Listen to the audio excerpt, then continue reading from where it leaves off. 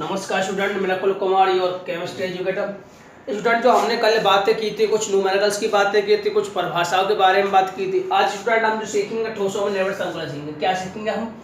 ठोसों में निर्भर संकुलन सीखेंगे। क्लियर? जिसे इंग्लिश में क्या कहते हैं? Close packing. ठीक है स्टूडेंट, ठोसों में निर्भर संकुलन समझने से पहले हमें यह ज्ञात होना आवश्यक है कि जो ठोसों में जो अभी कण है वो क्या हो सकते हैं। मैंने बताया था पहले भी, अणु हो सकते हैं, परमाणु हो सकते हैं और आयन हो सकते हैं। क्लियर? अब जरा इसकी परिभाषा के बारे में समझें। परिभाषा क्लियर हो जाती है तो फिर हमको समझ में आता है कि टॉपिक में क्या है और क्या समझना है। ठीक है, जरा समझें। ठोसों में जो अवयवी कण है, मैंने क्या बोला? ठोसों में जो अवयवी कण है इस प्रकार व्यवस्थित होते हैं कि उनके बीच कम रिक्त स्थान हो। क्या हो? उनके बीच रिक्त स्थान कैसा हो? बहुत ही कम हो। क्लियर?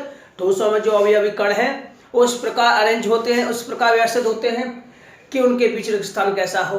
कम हो। तो ये जो अरेंजमेंट होगा, ये जो सिस्टम होगा, इस प्रकार की जो व्यवस्था होगी, इसे हम क्या बोलते हैं? ठोसों में निबिड़ संकुलन। मैंने क्या बोला? जरा रिपीट करें कि किसी ठोस में जो अवयवी कण है उनकी जो व्यवस्था इस प्रकार होती है कि उनके बीच जो कणों के बीच जो रिक्त स्थान होता है वो कैसा होता है? बहुत ही कम होता है। इसे ही हम क्या कहते हैं? क्लोज पैकिंग सॉलिड में कहते हैं। ठीक, अब जरा स्टूडेंट इसके बात करते हैं कि ये कितने प्रकार के हो सकते हैं। स्टूडेंट, हम जो पढ़ेंगे 3 प्रकार के पढ़ेंगे। 3 प्रकार के होते हैं, जरा समझें। स्टूडेंट, ये कितने प्रकार के होते हैं? 3 प्रकार के होते हैं। क्लियर? जरा समझें। सबसे पहले आता है एक विमीय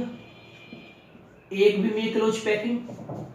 एक विमीय में इंग्लिश में थोड़ा सा शॉर्ट में लिखूं जो चलेगा। एक क्लोज पैकिंग, सीपी मतलब क्लोज पैकिंग निबिड़ संकुलन। ठीक, उसके बाद दूसरा आता है द्विविमीय, और तीसरा आता है त्रिविमीय। क्लियर? जरा समझे। इसे हम बोलते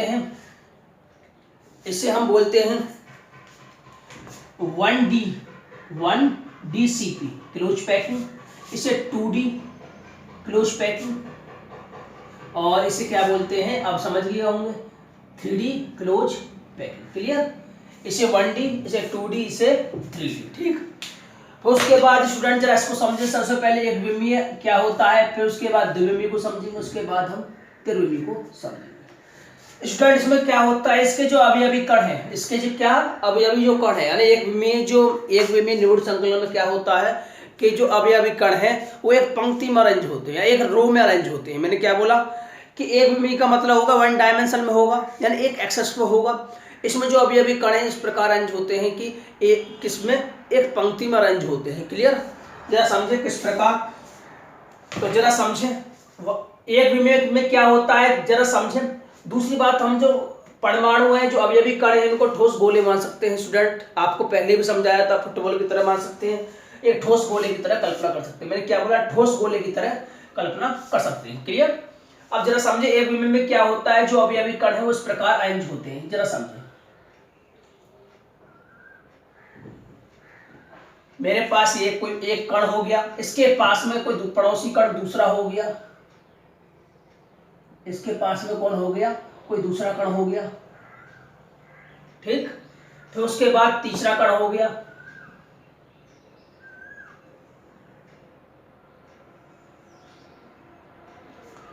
और इसी प्रकार हम आगे भी दिखा सकते हैं।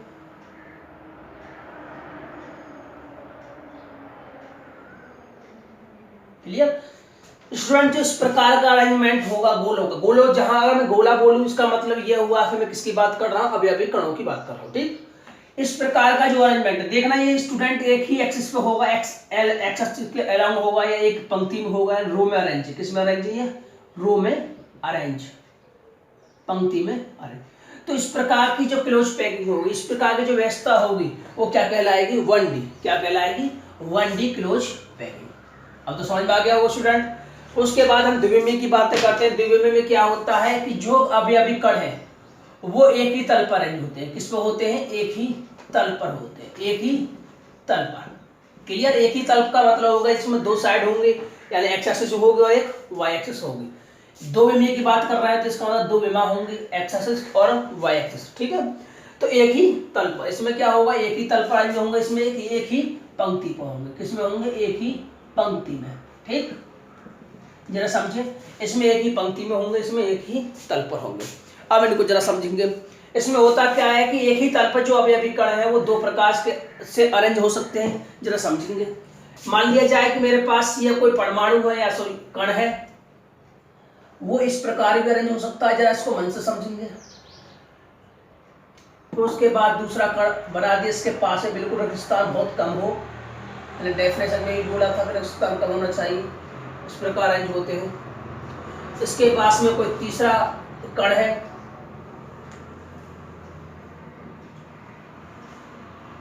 ठीक, उसके बाद कोई और कण है एक और,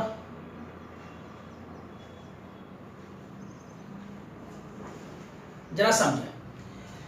अब ये मान लिया ये किस कोई पंक्ति नाम दे दिया मैंने ए, ठीक, इसमें जो अवयवी कण है वो दो प्रकार से अरेंज हो सकते हैं। जो नेक्स्ट पंक्ति के जो कण है वो दो प्रकार के अरेंज हो सकते हैं, एक तो इसी गोले के नीचे, एक तो इसी गोले के नीचे।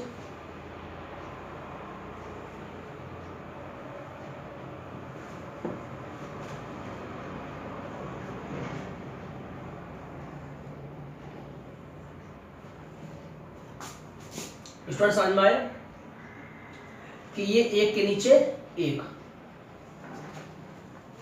एक के नीचे एक,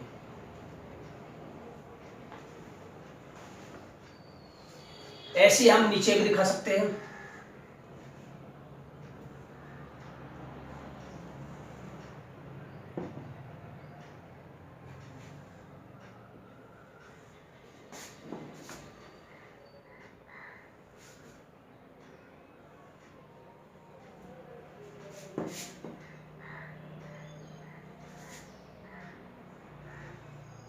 जरा समझे स्टूडेंट, इसमें होता क्या है कि जो ए टाइप, ये जो एक पंक्ति है उसी के नीचे दूसरी ए टाइप की ही पंक्ति और तीसरी भी ए टाइप की पंक्ति है, क्लियर। एक गोले के नीचे दूसरा गोला है, एक गोले के नीचे दूसरा गोला है, यानी जो इसमें व्यवस्था है वो दो एक्सिस पे, एक तो एक्स एक्सिस पे फैले हुए हैं कण और एक वाई एक्सिस के अलग, यानी ऊपर भी और इधर भी, ठीक। तो इसमें दो विमा में होगा, किसमें होगा 2D क्लोज पैकिंग होगी।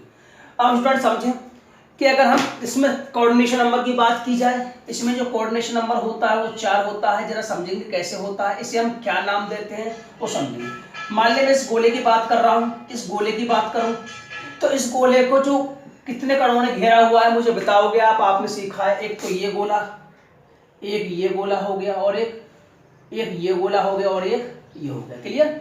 इस गोले को अन्य कितने गोलों ने घेरा हुआ है 4। अगर मैं इसके केंद्रों को मिला दूं, इन चारों गोलों के केंद्र को मिला दूं, क्या कर दूं, इन चारों गोलों के केंद्र को मिला दूं, तो जरा समझें, इन चारों गोलों के केंद्र को अगर मैं मिला दूं तो ये जो आकृति प्राप्त होती है किस टाइप की होती है, स्क्वायर होती है। ये कैसी आकृति हो गई, वर्गाकार हो गई, कैसी हो गई, वर्गाकार, ठीक। तो इसका मतलब ये हुआ, इसका कोऑर्डिनेशन नंबर 4 हुआ। कोऑर्डिनेशन नंबर का मतलब होता है अभी कण, एक कण को किसी पड़ोसी कणों ने घेरा हुआ है, आप उसने समझा है, तो ये चारों तरफ से एक कण को कितने कणों ने घेरा हुआ है 4 में, तो इसको हम बोलते हैं कोऑर्डिनेशन नंबर 4। इसकी जो पैकिंग एफिशिएंसी जो होती है वो कितनी होती है 52.4। हम जरा स्टूडेंट समझेंगे इसे अभी पैकिंग एफिशिएंसी के बारे में कुछ नहीं कहना, जो पैकिंग एफिशिएंसी हम सीखेंगे, ठीक है, परिभाषा के बारे में। अब स्टूडेंट से हम नाम देते हैं, जो इसमें स्क्वायर बनना है इसे हम नाम देते हैं स्क्वायर क्लोज पैकिंग। क्या नाम देते हैं, स्क्वायर क्लोज पैकिंग, जरा रट लें। इसे हिंदी में कहते हैं वर्गाकार निबिड़ संकुलन, वर्गाकार निबिड़ संकुलन, square close packing, square close packing, clear. अब स्टूडेंट अब दूसरी व्यवस्था को देखें। अब दूसरी व्यवस्था जो हो सकती है वो इस प्रकार हो सकती है, जरा उसको भी समझेंगे। अब जो अभी कण है एक पंक्ति में अरेंज है, मान लिया ये इस प्रकार की पंक्ति में अरेंज है, ये किस प्रकार अरेंज है, इस प्रकार की पंक्ति में अरेंज है, जरा उसको भी समझेंगे। ये दूसरे टाइप का, यानी दो वे में जो होते हैं वो दो प्रकार की हो सकती हैं, उसको हम समझ रहे हैं, क्लियर। ये दो प्रकार से अरेंज हो सकती हैं, एक ही तल पर कण जो है उसके प्रकार से अरेंज हो सकते हैं, दो प्रकार से, ठीक। उसके बाद अब देखो इसमें अंतर जो क्या है, ये तो सेम हो गया। और इसमें जो अभी कण है वो एक दूसरे के नीचे है, इसमें क्या है कि जरा सा हट के, मान लीजिए ये ए टाइप पंक्ति बना रहा है और ये मान हो जाएगा बी टाइप, ठीक। तो हम ये जो कण है जरा सा आगे हो सकते हैं या पीछे हो सकते हैं, मैंने जरा सा आगे मान लिया, इनके खांच के पास हो सकते हैं,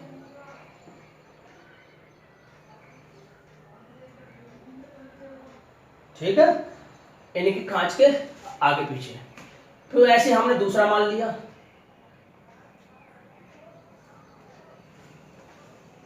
हमने दूसरा मान लिया, ऐसे हमने तीसरा मान लिया। जरा इनको जो बनाएंगे हम स्पर्श करते हुए बनाएंगे। कैसा बनाएंगे? हम स्पर्श करते हुए।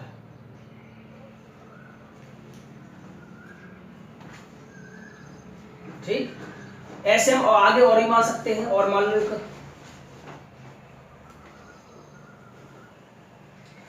अब इसकी बात करें, इसमें और आगे पहुंचा दिया, या इसमें और आगे कर ली बात।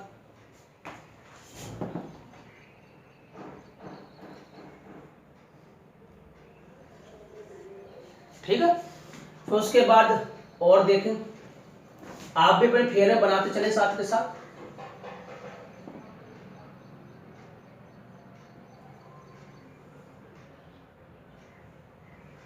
और आगे इतनी। स्टूडेंट हमें बस इतने से ही काम चल जाएगा। अब इसको जरा समझेंगे। स्टूडेंट इसमें जो होता है क्या है कि इसमें एक जो पंक्ति है, एक टाइप, मान लीजिए ये भी नीचे भी एक टाइप हो गई, नीचे भी क्या हो गई, ए टाइप हो गई, और बीच में जो है वो बी टाइप, जो इसमें के खांच में फंसी हुई है। किसमें फंसे हुए हैं? ये पंक्ति खांच में। ठीक है, उसके बाद देखना हम इसे इंग्लिश, इसे इसकी जो कोऑर्डिनेशन नंबर होती है वो 6 होती है। क्यों होती है जरा समझेंगे, और पैकिंग एफिशिएंसी के बारे में बाद में बात करेंगे। ये कितनी होती है? 68.4%। कितनी होती है? ये 68.4% होती है। क्लियर? 68.4 नहीं, सॉरी 60%, 60.4%। ठीक है, इसके बारे में बाद में बात करेंगे। क्या समझे? इसमें होता क्या है कि जो अभी मान लीजिए ये कण है, इस कण की मैं बात करूं तो इस कण को अन्य कण, कितने कणों ने घेरा हुआ है जरा समझेंगे। एक कण तो ये होगा जो स्पर्श कर रहा है, एक ये हो जाएगा, जरा सा ये थोड़ा सा आगे पीछे हो गया, जरा समझे। इसको आप बनाओगे तो आप अपने फेयर में तो अच्छे तरीके से इस तरीका से बनेगा। किस तरीका से बनेगा? इस तरीका से। ठीक है, उसके बाद एक ये कण घेरा हुआ है, एक ये, और एक ये, और एक ये, और एक ये, और एक ये। ठीक है, आप जो बनाओगे बिल्कुल सही बनेगा। उसके बाद देखो ये जो कण है इसको क्या कर रहा है? टच करे हुए है। ठीक, अब जरा समझेंगे। इसमें एक जो कण है, एक जो अभी कण है, उसको कितने गोलों ने घेरा हुआ है? 6 ने। 1 2 3 4 5 6। इसकी कोऑर्डिनेशन कितनी हुई? 6। क्लियर? इसको जो घेरा हुआ, कितने कणों ने घेरा हुआ है? 6 कणों ने घेरा हुआ है। इसकी जो कोऑर्डिनेशन नंबर होगी वो 6 होगी। ठीक है, अब इनके केंद्रों को यदि मैं मिलाऊं, किसको मिलाऊं? केंद्रों को मिलाऊं। यदि मान लीजिए इसके केंद्रों को मिलाऊं, ठीक, तो स्टूडेंट जो आकृति प्राप्त होते जरा उसके बारे में चर्चा करेंगे। ये जो आकृति प्राप्त होगी, बताओ ये कौन सी आकृति प्राप्त हो रही है स्टूडेंट? षटकोणीय। कौन सी आकृति प्राप्त हो रही है? ये षटकोणीय, षटकोणीय। ठीक है, तो इसे हम क्या कहते हैं? इसे बोलते हैं षटकोणीय, षटकोणीय निबुड संकुलन, षटकोणीय निबुड संकुलन। इसे इंग्लिश में कहते हैं हेक्सागोनल क्लोज पैकिंग, HC। इसे क्या बोलते हैं? SCP, हेक्सागोनल क्लोज पैकिंग, और इसे क्या कहते हैं? SCP। ठीक है, अब स्टूडेंट हम जो बात करेंगे वो 3D की बात करेंगे। अब उन्हें भी समझेंगे जरा। तो ध्यान रखना, इसमें एक कण को 4 कणों ने घेरा हुआ होगा, इसमें या तो इस कण में एक कण को 6 कणों ने घेरा होगा। किसमें? द्विमिमीय क्लोज पैकिंग। अब जरा हम त्रिमिमीय की बात करते हैं। आगे स्टूडेंट आपने सीखा था एक विमीय निबुड संकुलन के बारे में, द्विमिमीय निबुड संकुलन के बारे में। अब सीखेंगे त्रिमिमीय निबुड संकुलन के बारे में। स्टूडेंट इसमें होता क्या है कि जो अभी जो कण है वो 3D को रिप्रेजेंट करते हैं, 3D व्यवस्था को रिप्रेजेंट करते हैं। क्लियर? इसमें अभी कण किसमें रिप्रेजेंट करते हैं? 3D व्यवस्था को रिप्रेजेंट करते हैं। यानी जो भी अभी कण होंगे वो तीनों एक्सेस में होंगे। क्लियर? X Y और Z। ठीक है, अब स्टूडेंट इसमें होता क्या है कि जो एक कण है उनको क्या कणों ने घेरा हुआ है? 6 कणों ने घेरा हुआ है। जरा समझेंगे इसे।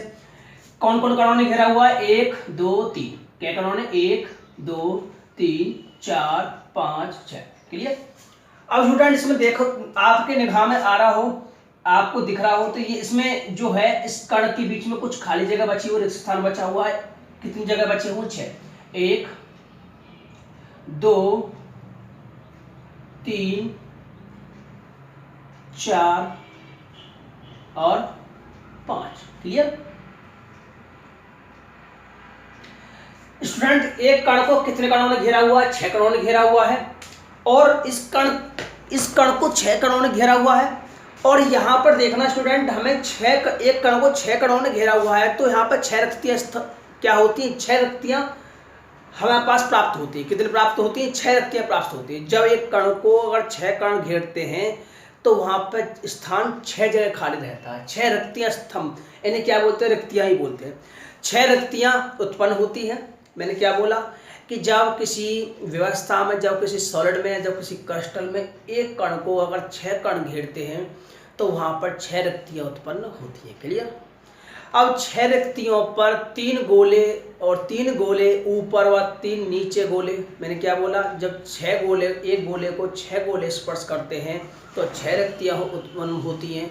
6 रिक्तियाँ उत्पन्न होती हैं। और 6 रिक्तियों में भी कण इस प्रकार अरेंज हो सकते हैं कि 3 कण तो ऊपर और 3 कण नीचे। यानी हमारे पास एक कण है और उसको 6 कणों ने घेरा हुआ है, 6 स्थान खाली हो गए। तो इस व्यवस्था में जो कण है, उन रिक्तियों, उन खांचों में 3 कण तो नीचे आ सकते हैं और 3 कण कहाँ आ सकते हैं? ऊपर। के लिए मैंने क्या बोला कि जब एक कण को 6 कणों ने घेरा हो तो वहाँ पर 6 रिक्तियाँ होती हैं।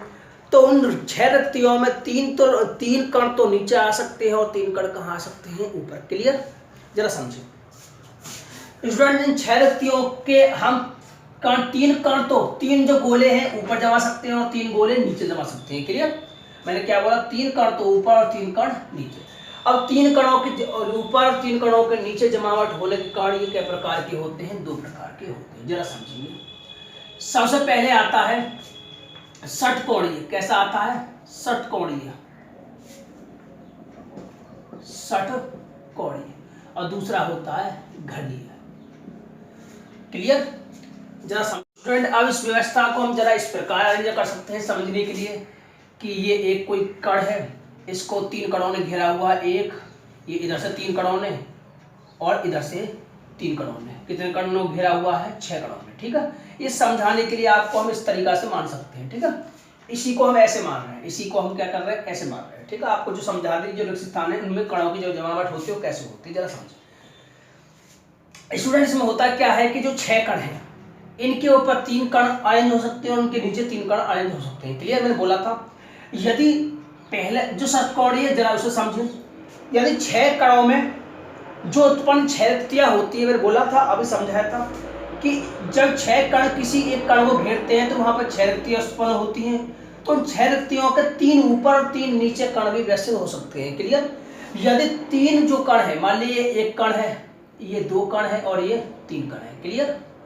मान लीजिए ए टाइप है और ये बी है। और नीचे भी क्या, कितने मान लिए मैं? 3, 1 2 3। ये भी क्या है? ए टाइप। ठीक है? इसे हम ए बी टाइप भी क्लोज पैकिंग कर सकते हैं।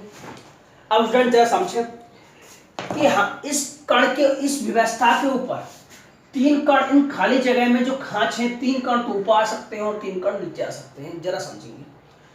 अगर स्टूडेंट ध्यान दें, अगर स्टूडेंट जो ये 3 कण है, मान लीजिए ये कण कहाँ पे आया हुआ है? यहाँ पर अरेंज है इस खाली जगह में।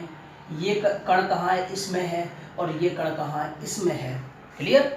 खाली जगह में हो 1 2 3।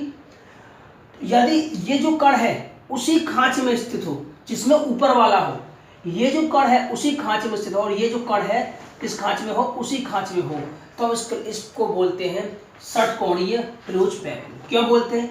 कि यदि इन कणों के, इन 3 कण ऊपर और 3 कण नीचे और इन कणों के केंद्र को मिला हमें, जरा समझे कि अगर हम एक कण को 6 कणों ने घेरा हुआ है, 6 रिक्तियाँ उत्पन्न होती हैं, 3 ऊपर गोले जमा सकते हैं, 3 गोलों की जमावट नीचे हो सकती है। यदि 3 गोलों के ठीक नीचे 3 ही, यहाँ पर 6, मान ली मैंने गोले यहाँ जमा दी 1 2 3। अगर इन्हीं के गोलों के नीचे, मान ली 3 गोले यहाँ पे 1 2 3, इन्हीं 3 गोलों के नीचे 3 गोले और हैं, तो हम बोलते हैं इसे ए क्लोज पैकिंग। क्लियर? यानी 3 गोले के ऊपर जम रहे हैं, जमावट है, तो उन्हीं के नीचे 3 गोले अरेंज हैं। ठीक है? तो उसे हम बोलते हैं ए क्लोज पैकिंग। जरा ये 3D का पार्ट है, इसलिए 2D में समझाना थोड़ा सा टिपिकल पड़ जाएगा, क्योंकि ये प्रेजेंट कर सकते हैं हम खाली कि अगर यहाँ पे है, यहाँ पे है, यहाँ पे है, यहाँ पे, यहाँ पे, तो उन्हीं पे 3 नीचे गोले भी कहाँ हो? यहीं पे हो, यहीं पे हो, यहीं पे हो। क्लियर?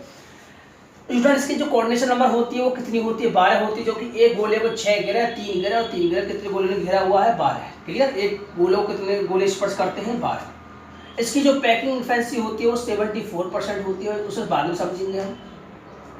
उसके बाद हमें अगर इन गोले के इसके इसके इसके इसके इन सब के केंद्र को मिला दिया जाए, इन गोले के 3 ऊपर जो गोले हैं, 3 नीचे जो गोले हैं, इनके जो केंद्र को मिला दिया जाए तो जो आकृति प्राप्त होती है वो कैसी होती है, षटकोणीय। कैसी आकृति प्राप्त होती है स्टूडेंट, षटकोणीय। अब इसमें एग्जाम्पल की बात करें, इसके एग्जाम्पल जो होंगे वो कुछ बुक से पढ़ना, हीरा, magnesium, cobalt, cadmium, zinc etcetera. ठीक है, आप फिर नोट कर सकते हैं। फिर उसके बाद हम जो पढ़ते हैं, सेकंड पढ़ते हैं घनीय त्रिविमीय निर्वृत्त संकुलन। इसमें होता क्या है कि जरा समझें कि यहाँ एक कण को 6 कणों ने घेरा हुआ था। इस प्रकार की व्यवस्था को मैं इस प्रकार समझा रहा हूं।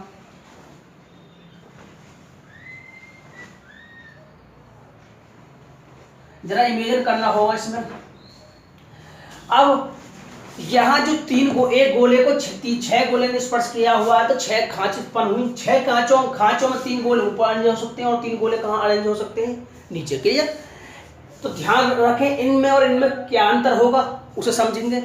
यदि जो 6 खांच हैं, हमारे पास जो 6 खांच हैं उनमें जो गोले 3 ऊपर अरेंज हैं और 3 नीचे गोले इस प्रकार अरेंज है कि जो 3 जो गोले ऊपर अरेंज हैं उन्हीं के ठीक नीचे उन्हीं रिक्तियों में 3 गोले अरेंज हैं, तो हम कहते हैं A B type close packing हुई, षटकोणीय क्लोज पैकिंग हुई। यदि 3 गोले जिन खांच के ऊपर स्थित है, समझे जरा, जिन खांच के ऊपर 3 गोले अरेंज हैं उन्हें छोड़कर शेष खांच पर यदि गोले अरेंज होते हैं तो इस प्रकार की जो व्यवस्था होती है उसे बोलते हैं घनीय। जरा समझ गए मैंने क्या बोला। यदि 3 रिक्तियों के ऊपर यदि 3 गोले हैं तो उनके नीचे 3 गोले इस प्रकार अरेंज हो कि उन तीनों रिक्तियों को छोड़ दे जहां पर ऊपर वाले गोले अरेंज हैं और शेष 3 रिक्तियों पर अरेंज हो जाए तो इस प्रकार की व्यवस्था घनीय।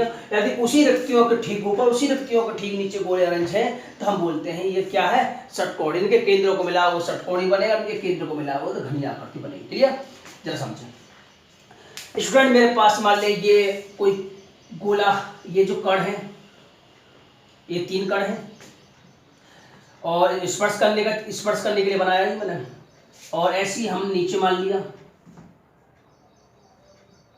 ये देखो तीनों अलग हैं, ये ए, ये बी टाइप हो गया, तीनों सी टाइप। इसमें देखो समझे, इसमें क्या है कि मान ले ये जो कण है यहाँ पे आया हुआ है, ये जो कण है यहाँ है और ये कहाँ है, यहाँ पे है। यानी जो ये 3 कण है वो इन रिक्तियों में है, इनमें इन रिक्तियों में। क्लियर, तो ये जो 3 कण है इसमें आएंगे, ये इसमें आएंगे और ये इसमें आएंगे। समझ में आ रही होगी बात कि इन 3 रिक्तियों में तो ये है नीचे वाले कण और इन 3 रिक्तियों में ऊपर वाले कण है। तो अगर इनके केंद्रों को मिला हो तो क्या बनेगा, घनीय। जबकि इसमें क्या था कि जिन तीन खांचों में ये गोले रखे हुए हैं ऊपर वाले, उन्हीं 3 खांचों में नीचे वाले गोले रखे हुए हैं, तब बोलते हैं षटकोणीय है। यदि उन 3 खांचों में जिनमें ये ऊपर वाले रखे हुए हैं उनमें 3 खांचों को छोड़कर शेष खांचों में अरेंज है ये गोले कण, तो हम कहते हैं ये कौन सी पैकिंग हुई, घनीय यानी क्यूबिक क्लोज पैकिंग हुई। इसे हम बोलते हैं CCP। क्या बोलते हैं, CCP। इसे बोलते हैं हेक्सागोनल यानी HCP। इसे HCP ध्यान रखना, इसे CCP, इसे SCP, इसे CCP। क्लियर, इसे हम ABC टाइप भी कह सकते हैं क्लोज पैकिंग, जो ABC। क्लियर, जो तीनों ही अलग अलग अरेंज है। इसकी भी जो कोऑर्डिनेशन नंबर होती है वो भी 12 होती है, यानी एक गोले को कितने कणों ने घेरा हुआ, 3 ऊपर 3 नीचे 6 इधर, 12 ने घेरा हुआ है। इसकी भी जो पैकिंग इफिशिएंसी होती है वो 74% होती है। क्लियर, तो समझ गए कि यानी यहाँ पर एक कण 6 कोण को घेरा हुआ है, 6 रिक्तियां उत्पन्न होती है, तो 3 कण ऊपर अरेंज हो सकते हैं, 3 नीचे अरेंज हो सकते हैं। अरेंज होने के भी 2 प्रकार हो गए कि अगर 3 कण इस प्रकार अरेंज हैं ऊपर के जो, यानी 3 कण उन्हीं खांचों में स्थित है, नीचे वाले 3 कण इन्हीं खांचों में स्थित है जिनमें ऊपर वाले 3 कण स्थित है, तो हम कहते हैं षटकोणीय है। यदि ऊपर वाले 3 कण अरेंज हैं 3 अलग खांचों में और नीचे वाले 3 अलग खांचों में स्थित है तो हम बोलते हैं घनीय। इनके केंद्रों को मिला हुआ तो घनीय और षटकोणीय आकृति प्राप्त होती है। क्लियर स्टूडेंट, जो हम समझेंगे वो समझेंगे अंतराकाशीय छिद्र या रिक्तियां किसे कहते हैं, अंतराकाशीय छिद्र या रिक्तियां किसे कहते हैं। अभी कणों के निवृत्त संकलन के बाद जालक में कुछ स्थान क्या हो जाता है, रिक्त स्थान हो जाता है। मैंने क्या बोला कि अगर हम अभी कणों के क्रॉस पैकिंग करें तो कुछ स्थान क्या हो जाता है, रिक्त स्थान हो जाता है, उसे हम क्या बोलते हैं, रिक्तियां या अंतराकाशीय छिद्र। ये स्टूडेंट 3 प्रकार की हो सकती है, त्रिकोणीय, नंबर 1 त्रिकोणीय, नंबर 2 चतुष्फलकीय और नंबर 3 अष्टफलकीय। मैंने क्या बोला, ये 3 प्रकार की हो सकती हैं, त्रिकोणीय, चतुष्फलकीय और अष्टफलकीय। क्लियर, जरा समझिए। इसमें होता क्या है कि जो यहाँ एक कण को अगर हम यहाँ पर 3 कण हैं, जरा वो समझे, वो 3 कण इस प्रकार अरेंज हो एक ही तल में, एक ही तल में क्या हो, 3 कण इस प्रकार अरेंज हो। ये एक, यहाँ कोई दूसरा कण ले लिया मैंने जो इसे स्पर्श करे हुए है, इसे क्या कर रहा है, स्पर्श किए हुए हैं, और यहाँ पर कोई तीसरा कण ले लिया मैंने जो इसे भी दोनों को स्पर्श करते हुए है। क्लियर, अब जरा समझे स्टूडेंट्स में होता क्या है कि अगर इनके केंद्रों को मिला दिया जाए, इसके इसके इसके, ठीक है, इसके केंद्रों को मिला दिया जाए तो यहाँ जो ये जो रिक्त स्थान खाली हो रहा है, जो रिक्त स्थान जो बच रहा है, ये जो रिक्त स्थान है वो कैसा होगा, वो त्रिकोणीय होगा। कैसा होगा, ये जो रिक्त स्थान होगा, ये जो खांच होगी, ये जो खाली जगह है, इसे हम क्या बोलते हैं, त्रिकोण। अगर इस केंद्र को मिलाएंगे तो ये आकृति जो प्राप्त हो रही है वो कैसी है, त्रिकोणीय। क्लियर, काल्पनिक लाइन से मिला देना। इसे हम कहते हैं त्रिकोणीय रिक्तियां। कैसी रिक्तियां, त्रिकोणीय रिक्तियां। अब जरा अगली बात को समझे। इसमें जो त्रिकोणीय रिक्तियां जो होती है, त्रिकोणीय रिक्ति की जो त्रिज्या होती है, गोले की त्रिज्या, यानी जो त्रिकोणीय रिक्ति की जो त्रिज्या होती है, त्रिकोणीय रिक्ति की जो त्रिज्या होगी वो गोले की त्रिज्या क्या गुनी होगी, 0.155। मैंने याद भी कराया था कि 155, 225 ऐसा करके कुछ नंबर याद भी कराए थे, कि यूज में बाद में कराऊंगा, कराया था ना, कराया मैंने। इनमें जो रिक्तियों की जो त्रिज्या होती है, अंतराकाशीय रिक्तियों की जो त्रिज्या होती है वो कितनी गुनी होती है, गोले की त्रिज्या की 0.155 गुनी, 0.155 गुनी। क्लियर। अब उस पर हम बात करते हैं चतुष्फलकी की, बात करते हैं चतुष्फलकी की। इसमें होता क्या है कि अगर पहली पंक्ति में एक तल में 3 गोले अरेंज हैं, इसी प्रकार 3 गोले अरेंज हैं, मान लीजिए एक ये गोला है, एक गोला ये है, एक गोला ये अरेंज है, ठीक है। अगर एक ही तल पर स्थित 3 गोले को कोई दूसरी पंक्ति का समझना, ध्यान रखना, यदि इन 3 गोलों के ऊपर यदि एक गोला और जमा हुआ है, एक गोले को और जमा हुआ है, इन 3 गोलों के ऊपर, इन 3 गोलों के ऊपर एक गोला और जमा हुआ है और इनके केंद्र को मिला दिया जाए, इन गोले के केंद्र को मिला दिया जाए, जो रिक्त स्थान बचता है वो कैसा होगा, चतुष्फलकी होगा। कैसा होगा, चतुष्फलकी। समझे कि अगर एक ही तल के 3 गोले, दूसरी उनके ऊपर जो दूसरी तल है, दूसरी जो पंक्ति होगी उनका एक गोला इनके ऊपर अरेंज है, तो इनके केंद्रों को मिला में, इस गोले के केंद्रों को इससे मिला में, इस गोले को इससे मिला में, इस गोले को इससे मिला में, जो रिक्तियां जो प्राप्त होती है वो कैसी होगी स्टूडेंट, चतुष्फलकी। में समझा है ना कि अगर इस गोले के, ये जो गोला है ऐसे है, इसके केंद्र को यहाँ मिला, इसके केंद्र को इससे, इसके केंद्र से इससे मिला है, तो इस प्रकार की जो इस प्रकार की रिक्तियां प्राप्त होगी, कैसी होगी, चतुष्फलकी होगी। कैसी होगी, चतुष्फलकी होगी। अब स्टूडेंट्स की रिक्ति की इसकी त्रिज्या की बात करें, इसकी जो त्रिज्या होगी वो गोले की त्रिज्या कितनी गुनी होगी, 0.225 लिखवाया था मैंने, ये कितनी गुनी होगी, 225। मैंने क्या बोला, इसमें 3 गोले अरेंज है तो जो रिक्ति उत्पन्न होती है वो उसे कहते हैं त्रिकोणी बनती है। इसमें एक गोले के स्पर्श करने पर एक गोला और दूसरी पंक्ति का स्पर्श करता है तो रिक्ति उत्पन्न होती है, वो कैसी होती है, चतुष्फलकी है। इसमें क्या होता है इसे जरा समझेंगे। अष्टफलकी में क्या होता है, इसमें जो होगा जब पहली व दूसरी पंक्ति के ऊर्ध्वाधर विपरीत दिशाओं के त्रिकोणीय रिक्ति उत्पन्न हो, जरा समझेंगे। यानी मैंने कहा है कि जो पहली पंक्ति के त्रिकोणीय रिक्तियां, पहली पंक्ति बनाई है यहाँ पर, मान लीजिए पहली पंक्ति ये है,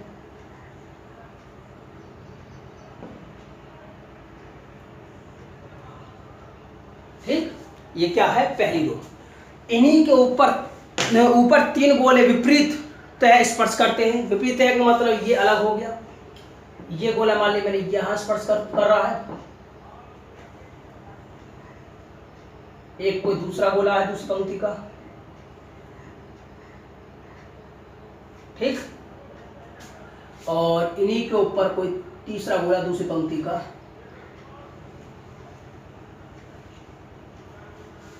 यानी पहली पंक्ति के पहली परत के 3 गोले और दूसरी परत के 3 गोले ऊर्ध्वाधर विपरीत दिशाओं की 2 त्रिकोणीय रिक्तियां अगर एक दूसरे को उपस्थित है तो जो रिक्तियां उत्पन्न करेंगी वो कैसी होगी, अष्टफली। यानी 3 गोले नीचे और 3 गोले ऊपर यदि एक दूसरे को स्पर्श करते हैं उनके जो बीच में रिक्तियां जो बनती है वो कैसी बनती है, अष्टफली। अगर स्टूडेंट हम इनके केंद्रों को मिलाएंगे ये षटकोणीय नहीं बनेगा बल्कि इसकी जो आकृति बनेगी, जो रिक्तियां की जो आकृति बनेगी अष्टफल की। क्लियर।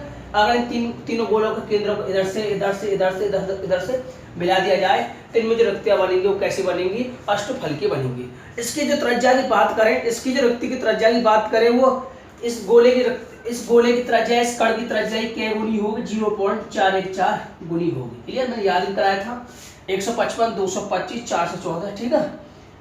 क्या समझे कि अगर दूसरी परत के 3 गोले विपरीत है और एक परत के 3 गोले एक दूसरे को स्पर्श करते हो या त्रिकोणीय रिक्तियां स्थित हो, एक दूसरे की त्रिकोणीय रिक्तियां एक दूसरे को उपस्थित हो, इनके केंद्रों को मिला दिया जाए तो जो हमें रिक्तियां प्राप्त होती है वो रिक्तियां होगी अष्टफल की। क्लियर। अब स्टूडेंट हम बात करेंगे कल एकक कोष्ठक के घनत्व के बारे में। कल जो बात करेंगे स्टूडेंट हम एकक कोष्ठक के घनत्व के बारे में बात करेंगे और जरा इन्हें अच्छे से रिवाइज करना। कल बहुत इंपॉर्टेंट टॉपिक है, एकक कोष्ठक के घनत्व के बारे में बात करेंगे। कुछ न्यूमेरिकल्स हैं जो पेपर में जरूर आता है।